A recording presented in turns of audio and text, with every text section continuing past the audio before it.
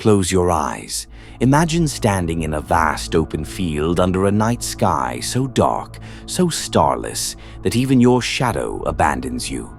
You turn in every direction, but there are no landmarks, no compass, no echoes, only the weight of infinite space pressing against your chest. This is what it feels like to be lost, not the absence of direction, but the absence of meaning. Why do we, the architects of skyscrapers and AI, the conquerors of continents and space, still find ourselves stranded in this existential dusk? Today, we don't just ask why we feel lost, we dare to wander into the heart of the labyrinth itself. We are born into a world of maps of careers, relationships, ideologies, all promising to guide us home. But what if the maze isn't outside us? What if the labyrinth is etched into our very consciousness? We sprint down corridors of productivity, chasing promotions, likes, and milestones, only to find the walls shifting each time we near the exit. The modern world feeds us answers but starves us of truth. We're told to find ourselves, yet we're handed scripts written by strangers. The paradox? The more we succeed, the more the air grows thin, until we're gasping for a purpose we can't name. We cling to beliefs like life rafts, political, religious, scientific, because the alternative is to drift in the unknown. But certainty is a mirage. Every answer unravels a deeper question. Every truth hums with the shadow of a lie. Consider the cosmos. Galaxies collide, stars die, and black holes devour light. Yet here we stand, demanding permanence from a reality built on flux. The philosopher Søren Kierkegaard called this the dizziness of freedom, the terror of realizing we are not just lost, but free to be lost. To exist is to stand at the edge of an infinite abyss, where every choice is a leap of faith into the dark. We fear the fall, so we chain ourselves to anchors, routine, dogma, numbness. But the chains grow heavy, and one day we wake up strangers in our own skins. Beneath the static of notifications, the chatter of expectations, there is a silence so profound it vibrates. This is where the lost go to be found. Imagine diving into the ocean's midnight zone, where pressure crushes bones and light never reaches. Here, in the crushing dark, creatures thrive without eyes. They navigate by resonance. What if our existential darkness is not a void, but a womb? What if feeling lost is the universe whispering, "Stop, listen. You are not who you pretend to be." We fill our lives with noise to avoid this silence, but the silence is not empty. It's alive. It's the raw, unfiltered hum of existence. To face it is to realize we are not lost because we lack answers. We are lost because we've forgotten how to question. In ancient myths, the hero must wander the wilderness before claiming the throne. The desert, the forest, the underworld, these are not punishments. They are crucibles. To be lost is to burn away the illusion of the self. A seed does not fear the dark. It needs the dark to grow. So too with us. In the soil of uncertainty, we shed the skins of who we thought we were. We become shapeless, raw, alive. This is the alchemy. What if being lost is not a curse, but a metamorphosis? The caterpillar doesn't die in the chrysalis. It becomes a language the caterpillar could never understand. We ache for a North Star, but the cosmos offers no fixed points. Every star we see is already dead, its light a ghost. Yet we navigate by these ghosts. We stitch meaning from fragments, stories from scars. You are not a destination. You are a constellation, a temporary arrangement of stardust and longing, forever rearranging. To feel lost is to feel the pull of that infinite becoming. So let the ground dissolve beneath you. Let the maps burn. The universe is not a puzzle to solve. It's a song to sing, a fire to breathe. We often feel lost because we see ourselves reflected in the eyes of others. From the moment we are born, we are taught to measure our worth by the approval love and validation of those around us. Our parents, our peers, our society, they hold up mirrors, and we spend our lives trying to align our reflection with their expectations. But what happens when the mirrors crack? When the reflections distort? When the people we rely on to tell us who we are suddenly turn away? This is the second truth. We feel lost because we have outsourced our identity to others. The philosopher Jean-Paul Sartre once wrote, "Hell is other people." But perhaps hell is not other people themselves. It is the way we allow them to define us. We become trapped in a hall of mirrors, each one reflecting a fragment of who we think we should be, until we no longer recognize ourselves. The deeper we go, the more fragmented we become, until we are nothing but shards of a self we can no longer piece together. But there is a way out. It begins with a simple, terrifying question. Who would I be if no one was watching? Strip away the masks, the roles, the performances. Who is left? This is the work of a lifetime, to look into the mirror of your own soul and see, not what others have projected, but what you truly are. Time is the great thief. It steals our youth, our dreams, our loved ones. It leaves us stranded on the banks of memory, staring at the currents that have carried us away. We feel lost because we are haunted by the ghosts of what could have been, the paths we didn't take, the words we didn't say, the lives we didn't live. But what if time is not a river, but an ocean? What if the past, present, and future are not separate, but one vast, interconnected whole? The physicist Julian Barber argues that time is an illusion, a construct of the human mind. In reality, every moment exists eternally, like frames in a film strip. The past is not gone, it is simply a place we can no longer visit. The future is not uncertain, it is a place we have not yet arrived. This is the third truth. We feel lost because we are trapped in the illusion of linear time. Imagine standing on a beach, watching the waves crash against the shore. Each wave is a moment, rising, cresting, falling. But the ocean itself is timeless. It is the source of all waves, the womb of all moments. When we feel lost, it is because we are fixated on the waves, forgetting the ocean. We are so focused on the passing of time that we forget the eternity within us.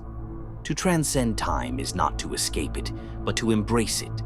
To see your life not as a straight line, but as a spiral, a journey that circles back again and again to the same core truths. The past is not a prison, it is a teacher. The future is not a threat, it is a canvas. And the present is the only place where you can truly be found. Carl Jung once said, "Everyone carries a shadow, and the less it is embodied in the individual's conscious life, the blacker and denser it is." The shadow is the part of ourselves we reject, deny, or hide, the fears, desires, and flaws we cannot bear to face. We feel lost because we are at war with our own darkness. But the shadow is not the enemy. It is the key. Think of the moon. It has no light of its own. It reflects the light of the sun. But it also has a dark side, a side that never faces the earth. This is the paradox of the human soul. We cannot fully shine until we embrace our darkness. The shadow is not something to be conquered. It is something to be integrated. It is the raw material of transformation, the alchemical fire that turns lead into gold. This is the fourth truth. We feel lost because we have exiled our shadow. To find yourself, you must first lose yourself in the labyrinth of your own psyche, in the depths of your own darkness. This is not a journey for the faint of heart. It requires courage, honesty, and a willingness to face the parts of yourself you have spent a lifetime running from. But the reward is worth the risk.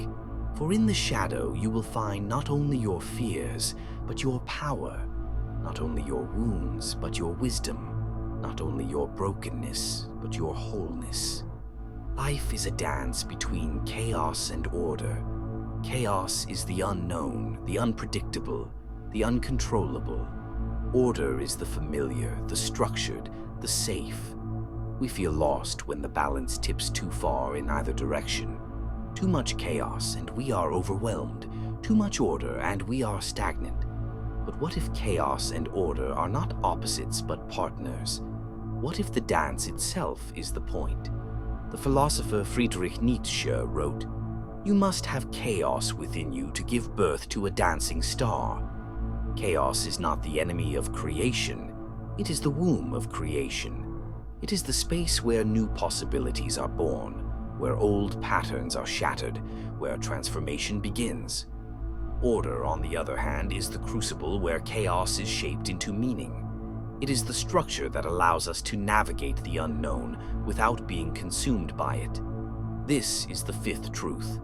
We feel lost because we have forgotten how to dance. To dance is to embrace the tension between chaos and order. It is to move with the rhythm of life, even when the music is unfamiliar. It is to trust that every misstep is part of the choreography, every fall a chance to rise again. The dance is not about finding balance, it is about finding flow.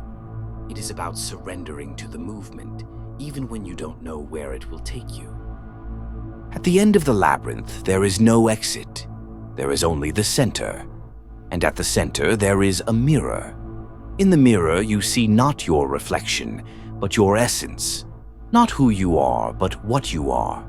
The philosopher Mircea Eliade spoke of the eternal return, the idea that all of existence is a cycle of death and rebirth, of endings and beginnings. We feel lost because we are caught in the cycle, forgetting that every ending is a new beginning, every death a new birth. This is the final truth. We feel lost because we have forgotten our eternal nature. You are not a fixed point in time and space. You are a ripple in the fabric of the universe, a note in the symphony of existence. You are the labyrinth, the mirror, the dance. You are the chaos and the order, the shadow and the light. You are the lost and the found. But what does it mean to remember your eternal nature? It means to see yourself not as a solitary being, adrift in a meaningless void, but as an integral part of the cosmos. It means to recognize that every atom in your body was forged in the heart of a dying star, that every breath you take is a collaboration with the trees, that every thought you think is a ripple in the collective consciousness of humanity. The eternal return is not just a philosophical concept, it is a lived reality. Every moment is a microcosm of the cycle, a birth, a death, and a rebirth. When you wake up in the morning, you are born anew. When you fall asleep at night, you die to the day. And in between, you live 1,000 little lives, each one a chance to begin again, to choose again, to become again. But we resist this cycle. We cling to the illusion of permanence, to the hope that someday we will arrive at a place where we no longer feel lost.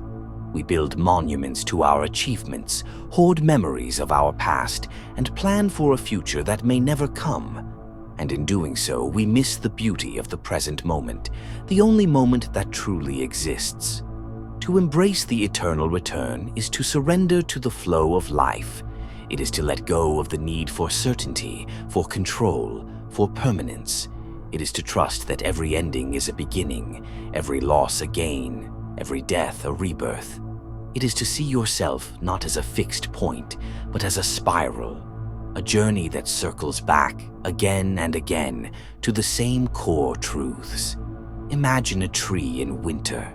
Its branches are bare, its leaves have fallen, and it stands silent against the cold. To the untrained eye, it appears dead, but beneath the surface, life is stirring. The roots are gathering nutrients, the sap is preparing to rise, and the buds are waiting to burst forth. The tree is not lost. It is in a state of becoming. So too with us. When we feel lost, it is not because we are broken, but because we are in a state of transformation. We are shedding the old, making space for the new. We are preparing to bloom. The eternal return is not just a cycle of death and rebirth. It is a spiral of evolution. Each time we circle back to the same core truths, we do so with a deeper understanding, a greater wisdom, a more expansive consciousness. We are not repeating the same mistakes. We are learning from them. We are not stuck in the same patterns. We are transcending them. This is the gift of the eternal return, the opportunity to grow, to evolve, to become more fully ourselves. It is the reminder that we are not static beings, but dynamic processes. We are not nouns. We are verbs. We are not things. We are happenings. So the next time you feel lost, remember, you are not a wanderer. You are a wayfarer. You are not searching for the path. You are the path. And the journey is not about finding yourself. It is about remembering yourself. If the eternal return is the cycle of life, then the self is the symphony. Each of us is a unique composition, a blend of notes and rhythms, harmonies and dissonances. But we often feel lost because we are out of tune with ourselves. We play the notes others have written for us, follow rhythms that are not our own, and drown out the melody of our soul with the noise of the world.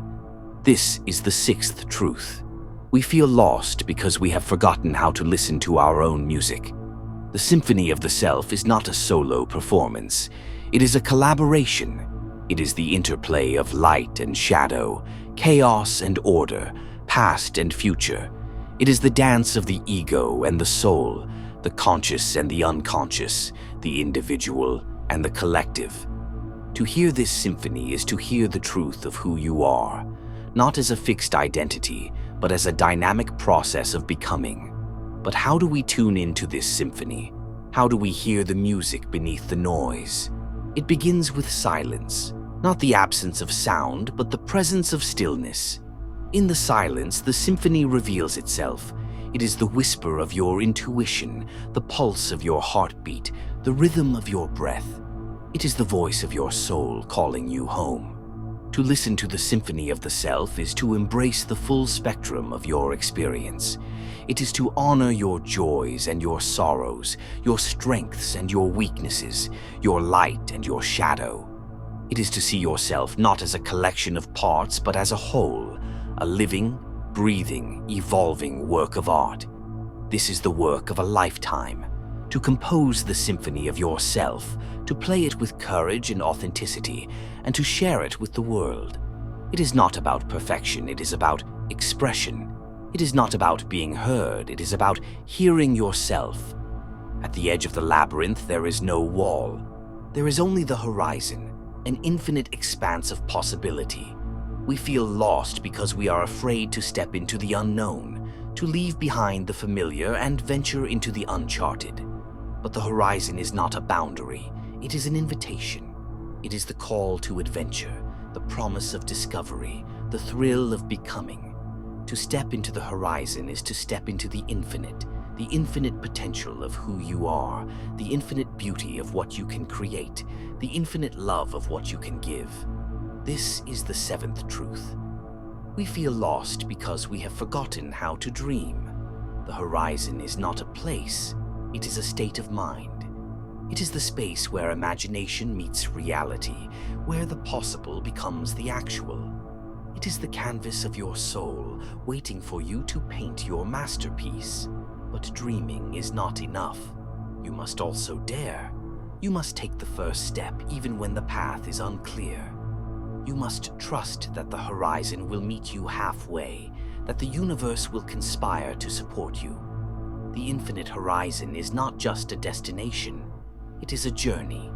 It is the journey of a lifetime, the journey of becoming who you are meant to be.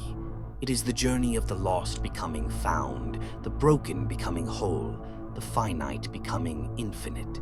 So the next time you feel lost, look to the horizon. See it not as a limit, but as a promise. See it not as an end, but as a beginning. And step into it, not with fear, but with faith. For the horizon is not out there, it is within you. And the journey is not about finding yourself. It is about becoming yourself. Think back to when you were a child. What did you want to be when you grew up? An astronaut? A doctor? A firefighter? There was such clarity then, wasn't there? Such certainty about who you would become. And what did the adults around you ask? What do you want to be? Not who you wanted to become or how you hoped to live, but what single occupation would define you. Even in our earliest formation, we are taught that life is a linear journey toward a fixed destination. This is the first illusion that leads us to feel lost, the myth of arrival.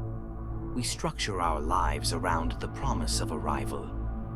When I graduate, when I get that promotion, when I find the right partner, when I retire. We defer living fully until we reach these imagined destinations, only to find upon arrival that the horizon of fulfillment has shifted once again. Consider the young person who sacrifices years to enter a prestigious profession, only to discover the work leaves them empty. Or the couple who plans for decades around retirement, only to find themselves disoriented by the formless days they once craved. Or the ambitious achiever who reaches every goal only to ask, "Is this all?" These are not failures of planning or execution. They are the inevitable consequence of building a life around destinations rather than directions. The night sky is still starless, but now you feel it, the faint electric pulse of eternity. The lost are the only ones who can find what was never lost to begin with.